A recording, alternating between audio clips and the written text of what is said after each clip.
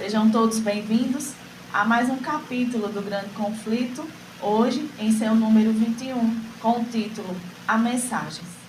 E dando continuidade ao nosso estudo, ao pregar a doutrina do segundo advento de Cristo, Guilherme Miller e seus companheiros haviam trabalhado com um único objetivo e um único propósito, que era despertar os homens à preparação para a chegada do juízo de Deus. Tinham procurado acordar os que professavam a religião para a verdadeira esperança da igreja e os levavam a sentir a necessidade de uma experiência cristã mais profunda, estudando as profecias contidas em Apocalipse e Daniel. Eles trabalhavam também para acordar os que ainda não tinham se convertido, buscando levá-los ao arrependimento imediato e à conversão a Deus. Seu objetivo era alcançar a todas as criaturas conforme o mandamento de Jesus, ao juízo em que breve irá acontecer. Isso despertou a ira de uma grande parte dos líderes religiosos de várias denominações. Por esse tempo, uma assinalada mudança se presenciou na maioria das igrejas dos Estados Unidos da América. Havia muitos anos se vinda verificada uma conformação cada vez maior, gradual, mais constante com as práticas e costumes do mundo, e bem assim um declínio correspondente na verdadeira vida espiritual. Mas, naquele ano, evidenciou-se uma decadência súbita e notável em quase todas as igrejas do país, se bem que ninguém parecia ser capaz de indicar a causa. O fato em si mesmo era largamente notado e comentado, tanto pela imprensa como nos púlpitos.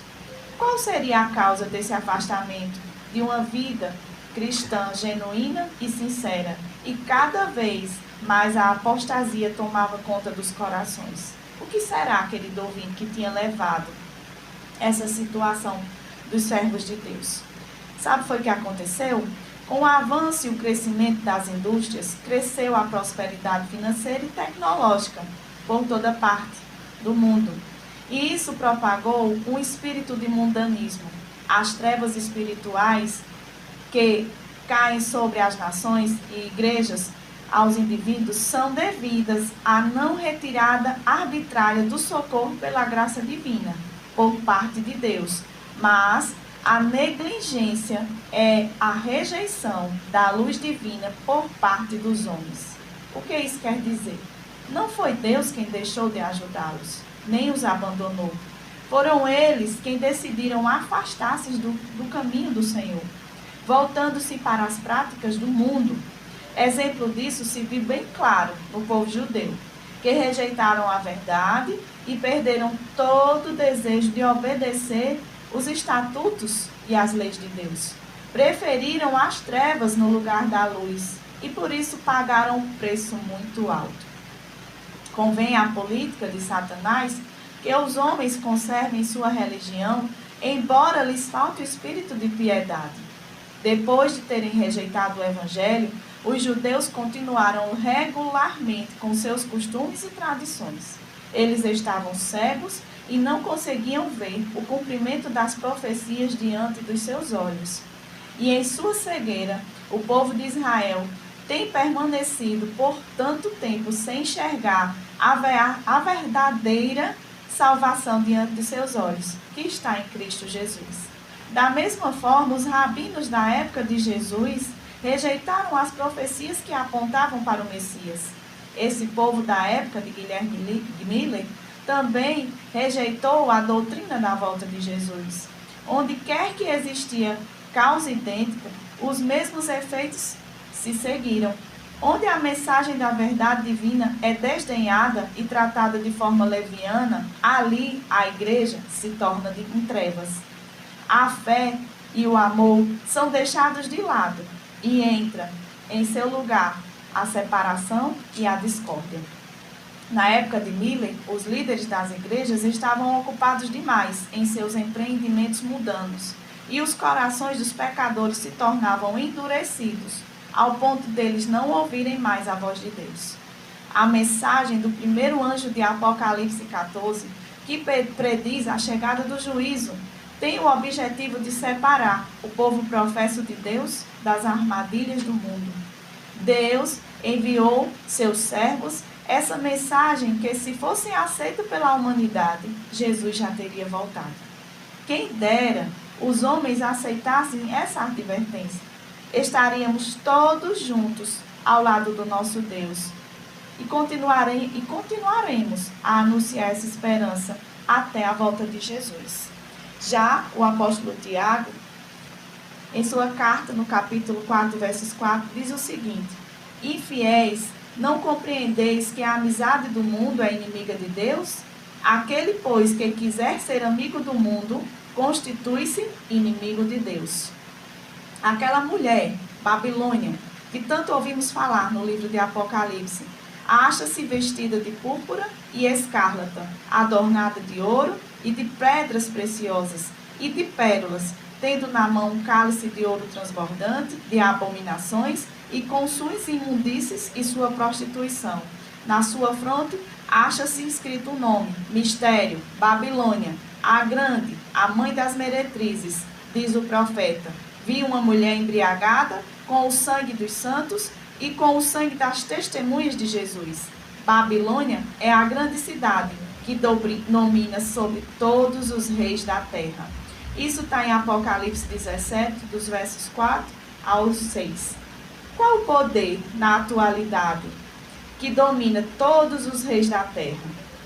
Qual é a denominação que tem autoridade sobre todos os homens? Pense direitinho. Geralmente as suas vestes são vermelhas, púrpura, e ela sempre está com um cálice de ouro nas suas mãos, e seus líderes sempre se vestem de pedras preciosas. Analise direitinho. Qual o poder na terra que tem essas características? É bem fácil, né, de descobrir. Está em Roma. O poder que por tantos séculos controlou os reis cristãos é Roma, hoje em sua forma papal. A cor púrpura e escarlata, o ouro, as pedras preciosas retratam o luxo e a ostentação pela orgulhosa fé dos líderes romanos. Certo.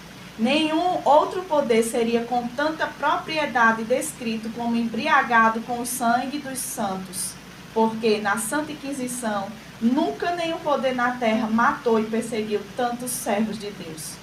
Quanto à igreja que tem perseguido tão cruelmente seus seguidores de Cristo, Babilônia também é acusada de relação proibida com os reis da terra.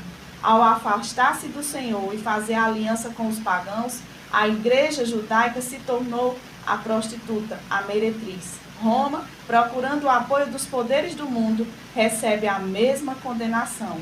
Babilônia é a mãe e a grande meretriz. Suas filhas são simbolizadas pelas igrejas que aceitam as falsas doutrinas e tradições. Ou seja, a lei de Deus não mudou.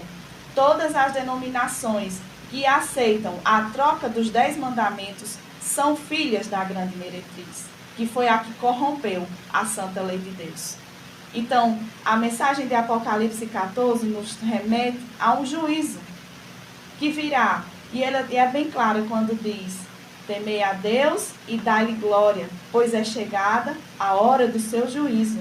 E adorai aquele que fez a terra, o mar, os céus e as fontes das águas.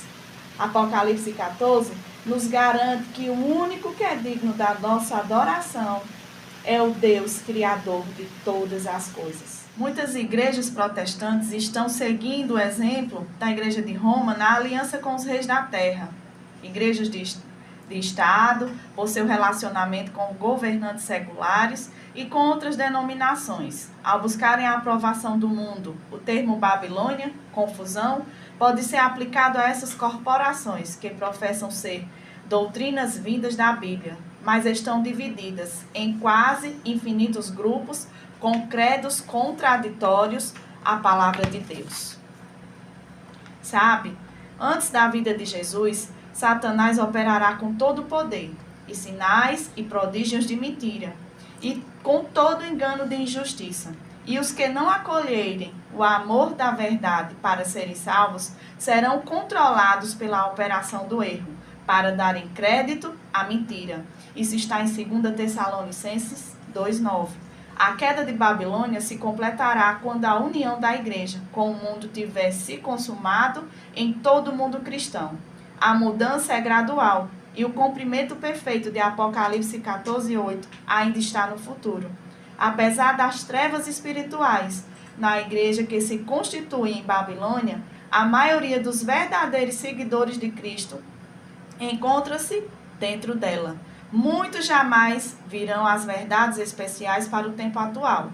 Muitos desejam mais clara luz. Procuram em vão uma compreensão maior de Cristo nas igrejas em que estão ligados. Apocalipse 18 indica o tempo em que o povo de Deus, ainda presente em Babilônia, será chamado a separar-se dela.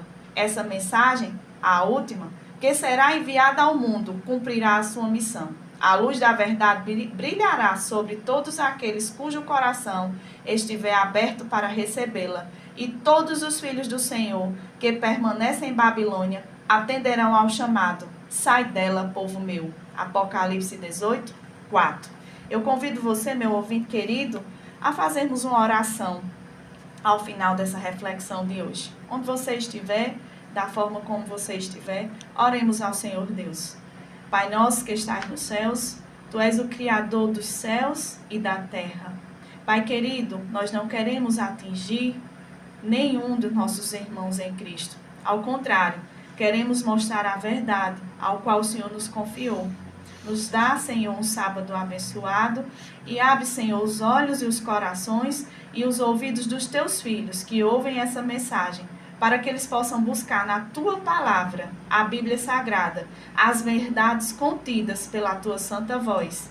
Fala com cada ouvinte e que possamos ter paz, Senhor, contigo e com Cristo Jesus. É o nosso desejo sincero, em nome de Jesus. Amém.